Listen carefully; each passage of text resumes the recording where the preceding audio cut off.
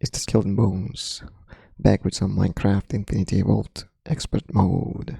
While I've been offline, I've been researching on this. I need a place to store all of my energy, and there are a couple of endgame choices that we could go for, except for the Draconic Evolution.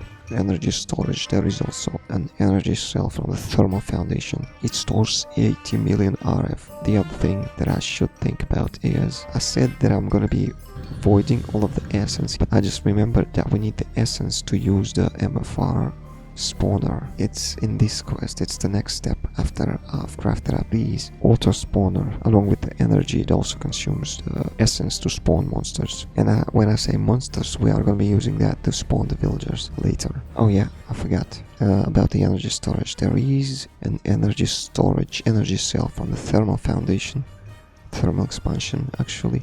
It holds 80 million RF.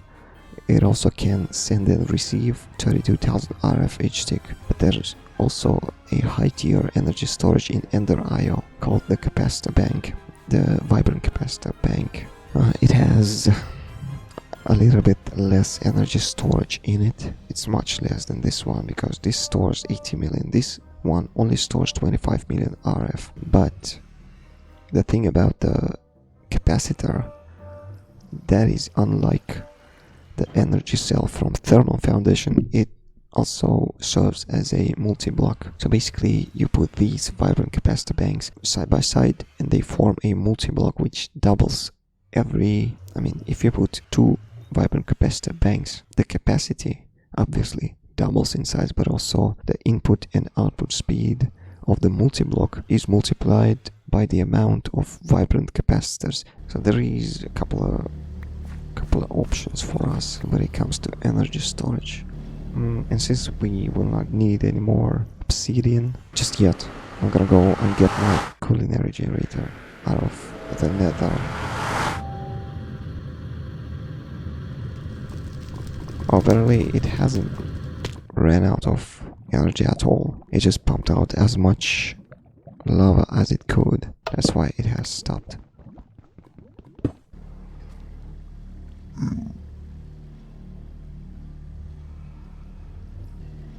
Well, that's all of these resonant flux ducts. I need to start digging out the second floor. Well, technically it's gonna be a first floor in this base because it's gonna be underneath this floor. And let's see, 1, 2, 3, 4, 5, 6, 7. 2, 3, 4. This is the middle. 2, 3, 4, 5, 6, 7. And this one is the middle.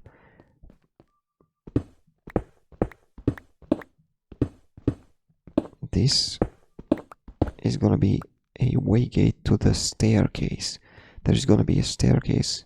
I could use the open blocks elevator to travel across the floors in this base, but I'm also gonna be needing some way to get to the other floors by foot, because I don't know, I just like doing that kind of a roleplay thing.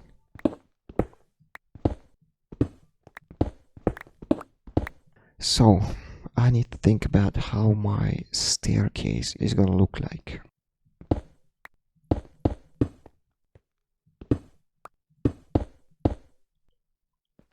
Since it's gonna be inside of a chunk, might as well use this middle space for something. I think I'm gonna put an applied energistics controller over here. One more thing. Let me see, how hard is it to make a hempcrete? It's not hard at all. I really like this block to build the floors out of. And what else? I'm gonna use a factory block, yellow black hazard block, as an outline. 1, 2, 3. Basically I'm gonna have to dig out 3 chunks of space underneath. 3 chunks until I hit a chunk border, and after a chunk border I'm gonna still have to dig out 2 blocks. Everything is clear as day, and let's get down to digging.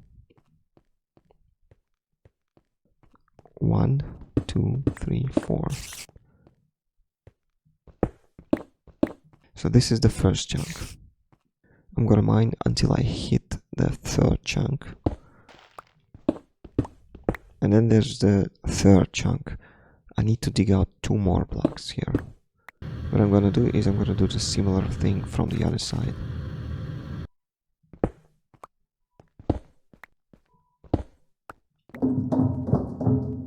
I'm gonna place one of these every now and then so that it breaks the texture, kind of makes it more diverse.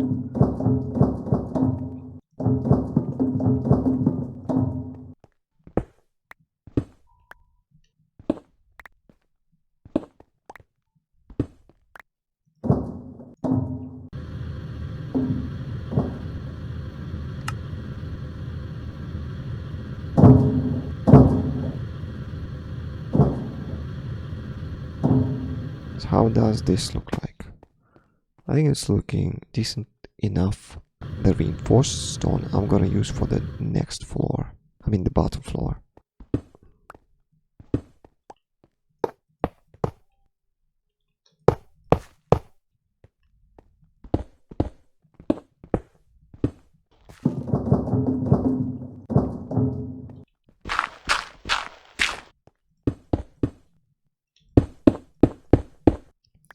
So the color palette is gonna be like this. I'm gonna dig out some more on top of these.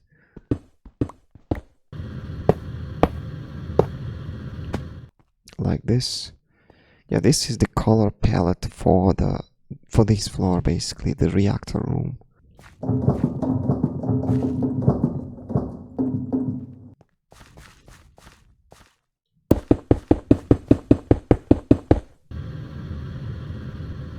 I think it looks pretty good for what it's worth. It's a cheap block. I mean, the hempcrete was really cheap to make, and it looks kind of industrialized.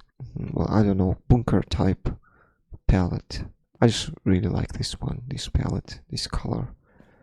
The buildings, the floors, I mean the rooms, they should have a high ceiling because I feel kind of anxious inside of these kind of small compartments. So what I need is a lot of torches. I mean at least a stack of torches. I guess because it is a long tunnel. Yeah, that's why it feels kind of narrow.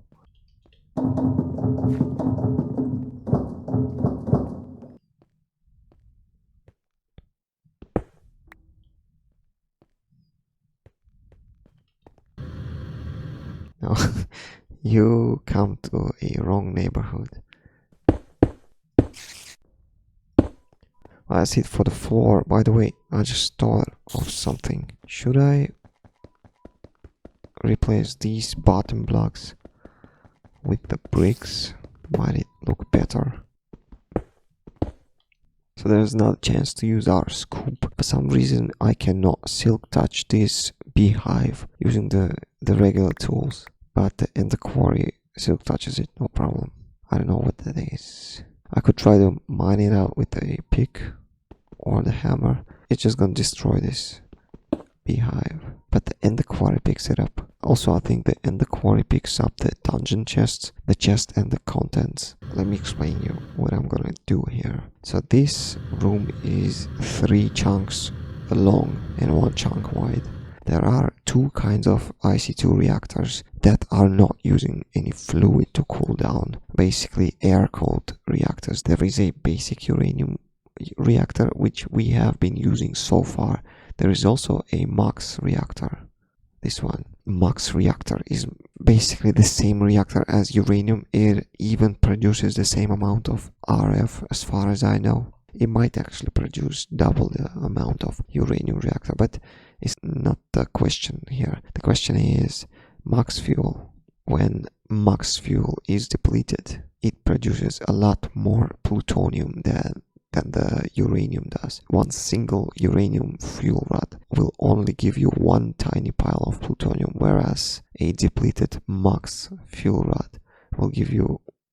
Actually, it's not that much, because to make a MUX fuel, well, you need to have 3 plutonium already. So what's the advantage of the MUX fuel rod? a life cycle of a single max fuel rod is 2 times less than the life cycle of a uranium fuel rod. That means technically we are still getting 2 times as much plutonium that we would have gotten from the uranium fuel rods. And why am I telling you this? Is because one chunk is going to be filled with the uranium reactors, and the other chunk is going to be filled with the max fuel reactors. And the third chunk, since we are keeping the IC2 reactors in this room and we are producing a lot of EU power, the IC2 power, it is only logical to keep all of our IC2 machines in this room as well. So the third chunk is going to be where all of our IC2 machines are.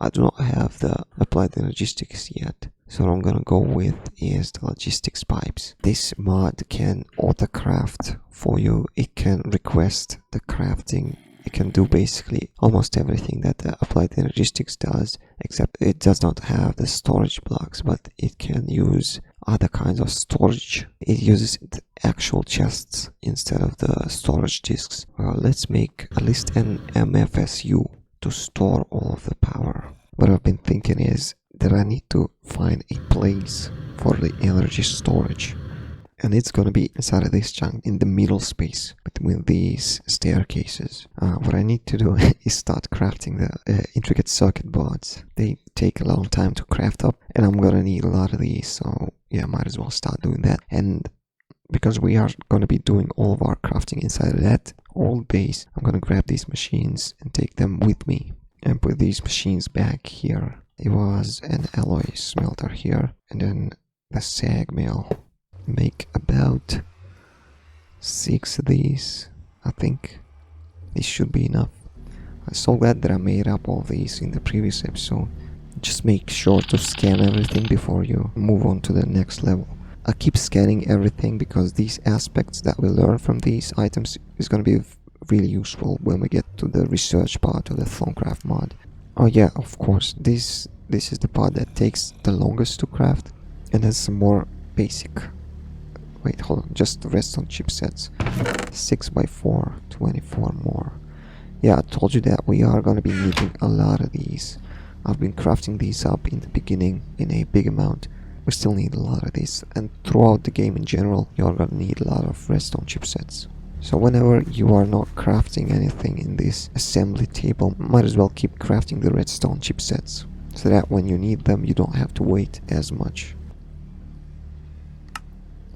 So that's that. 80 million RF in each one of these. This should last us for a while. So what I've been doing with the tesseract, I'm gonna put one tesseract here and set it to, I'm gonna create a network, main RF, and this one is gonna output the power, energy mode send only, and then these energy cells are gonna output power from the back, and then the top part is going to be the input. Actually, I need to turn this the other way, like this, so that whenever I come from this side, I could see the amount of energy stored inside of these blocks. And then this tesseract is going to be the input. I'm going to set it to the same network here, but instead of sending the energy, it's going to receive the energy from other tesseracts. And that's basically it for the energy. While I am here, I'm gonna have to craft some MFSUs to store the energy that we will be producing from the IC2 reactors. Ideally, I would like to have about 11 upgrades inside of each of the machines. So you see, 3 overclocker upgrades increase the power consumption to 409%. And if I put 11 of these, is gonna be 17,592% increase in power consumption. Yeah, we definitely do not have enough gold to craft up 2 MFSUs. 1, 3, 4, 5, 6. And now the MFSU. For some reason it glitches like this, but there is our MFSU. Yeah, well, maybe they are related after all. Let's exploit these villagers some more, because we need a lot of emeralds. Yeah, and we are getting a lot of emeralds out of this villager. Hopefully this is gonna be the last trade that this guy has, because it is a cheap recipe. I mean, it's a cheap trade, and also it will give us some, if not the diamonds, we will at least get some iron out of this guy. That should be enough emeralds for now, at least. To make all these, I need 4 stacks of emeralds for these, and then 36 by 2 is a stack plus 8 emeralds.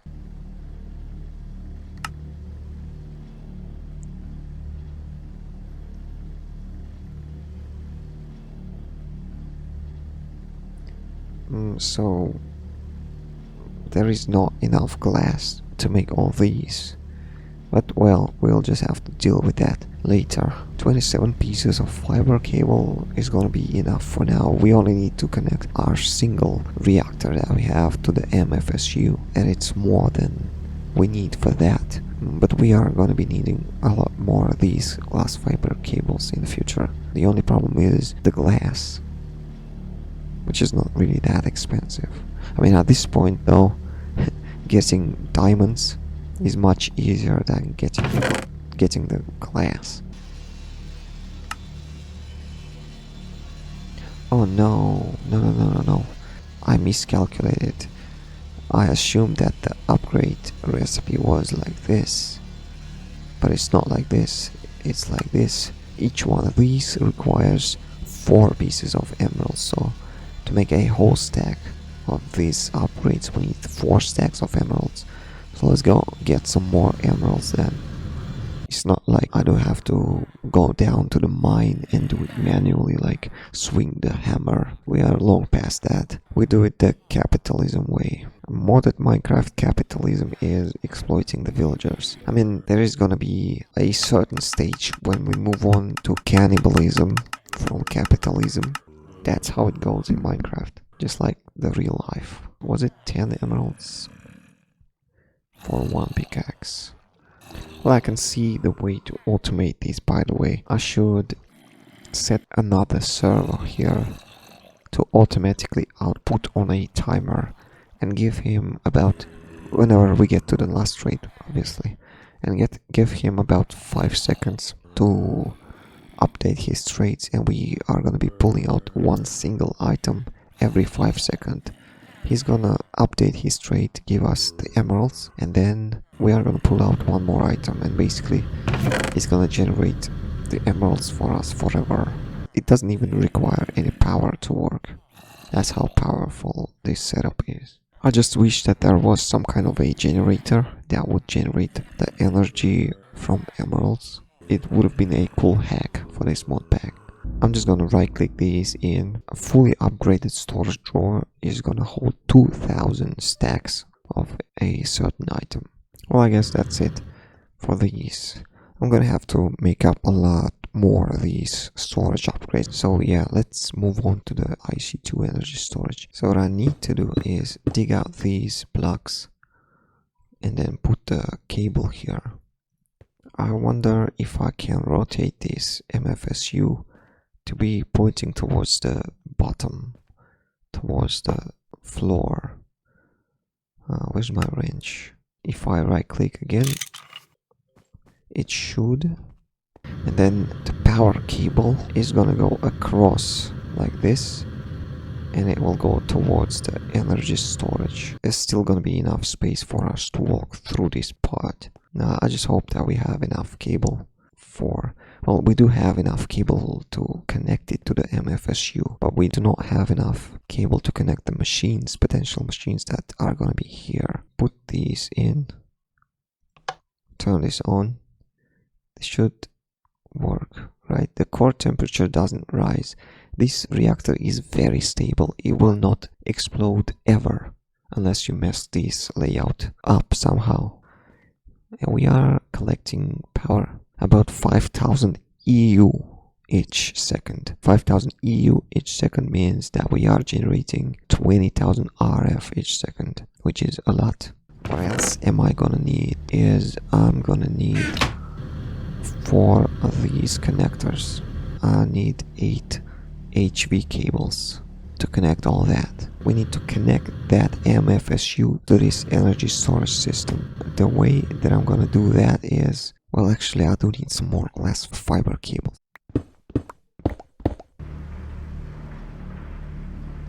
21 pieces of this cable. The way we are gonna be converting this EU power into the RF is by using the immersive engineering connectors. I'm gonna put the tesseract here, redstone signal ignored, item mode blocked, fluid mode blocked, and energy set to energy mode send only. I'm gonna set it to the main RF channel. Put 4 of the flux ducts on each side. We are gonna do it like this. We are gonna connect these connectors like this. So now we should be seeing the results here. These energy storage should start to fill up with energy, and it does. You cannot really see that on the tooltip, but you can see here that it does fill up with energy, but for some reason it doesn't output any power on the bottom. So now this tesseract is set to out. Wow, yeah, right. It basically loops through here. So this is not how it's supposed to be. Yeah, let me remove this tesseract.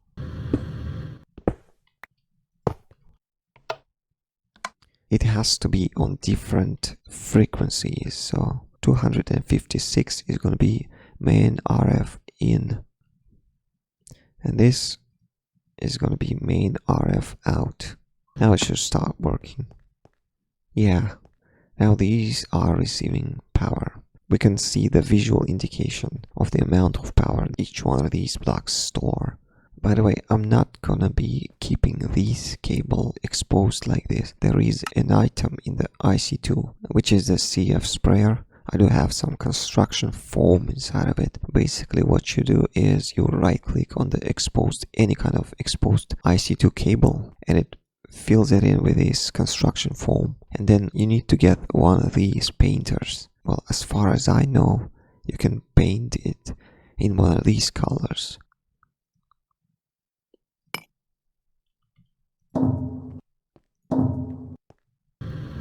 So I think that it is time to set up our first ender quarry. I'm gonna do it in the desert because, well, because I need a lot of sand. That's why.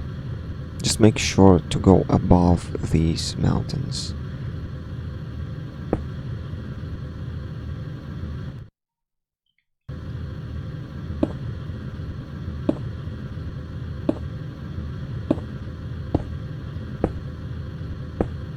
With all of these upgrades, there's only one side of this and the quarry that is free. That's why I'm gonna have to go items send only, fluid send only, energy mode receive only.